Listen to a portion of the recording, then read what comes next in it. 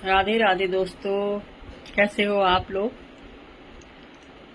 दोस्तों, हमारी जो उत्तराखंड की जो कुल देवी है, किसी कुल देवी है, इष्ट देवी है, तो आजकल उनके आगमन से जब वो आती हैं कैलाश से, कुमाऊं में उनका मायका है, और तो वहाँ बड़ी धूमधाम से उनको मनाया जाता है नंदा सुनंदा के नाम से। तो नंदा सुनंदा की कदली वृक्ष जो है उससे उनकी मूर्ति बनाई जाती है, उनकी प्रतिमा कदली वृक्ष से बनाई जाती है। और कदली क्या है? कदली केला, जिसको हम केला बोलते हैं।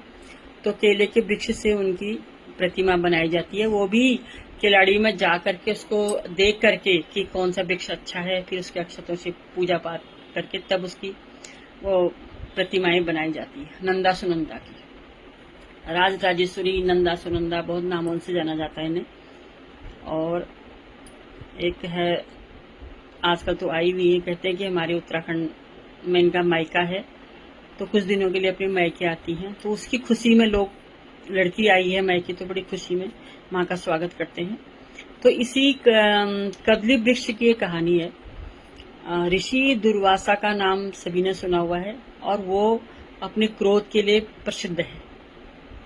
तो उनकी शादी ऋषि अम्बरीश के बेटी कदली से हुई थी। तो सबको पता था कि भाई बहुत मुश्किल होगा ऋषि दुर्वासा के साथ निभाना, क्योंकि वो बहुत क्रोधित स्वभाव के थे। तो एक दिन वो घटना सत्य हो गई। तो देर रात कहीं से अनुष्ठान करके आए ऋषि दुर्वासा, अपनी पत्नी कदली से कहते हैं कि मुझे ब्रह्म मुहूर्त में उठा देना। तो फिर वो जब सो जाते हैं, तो सुबह कदली की भी आलसवश नींद नहीं खुलती है, और ऋषि भी सोए रहते हैं। तो देखते हैं कि सूरज चढ़ाया है, और उठते हैं और अपनी पत्नी को क्रोध करते हैं।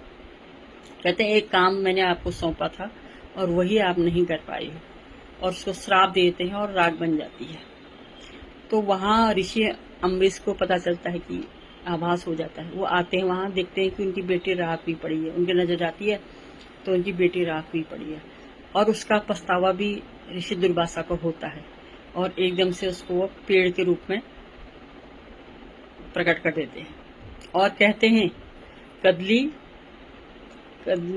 उनका नाम होता है। तो कदली अब से इस ब्रह्मांड में आपके बिना कोई कार्य पूरा नहीं होगा। आपका तना, आपका पत्ता, आपका फल हर कार्य में लगेगा, और गुरुवार के दिन आपकी पूजा होगी। तो तब से ये कदली वृक्ष की उत्पत्ति की कहानी ये है। अगर आपके पास कोई और कहानी है तो बताइए, क्योंकि हम लोग तो कहानी पर ही हैं, हमने अपनी आंखों से देखा नहीं है, और हमारा धर्म तो यही फॉलो करता है कि भी ये सब चीजें थी पहले, तो उसी को हम लोग देखते हैं। कुछ न कुछ हर के पीछे कुछ न कहानी होती है। ये कहानी है, आपके पास भी कोई इसके बारे में कुछ है तो आप जरूर बताइए। जय श्री राधे, जय श्री कृष्ण।